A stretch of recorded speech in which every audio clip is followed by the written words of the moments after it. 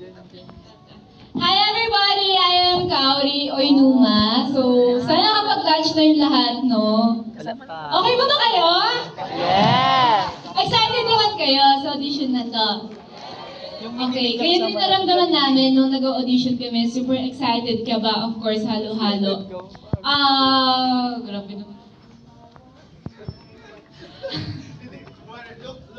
Look here sa camera, yeah.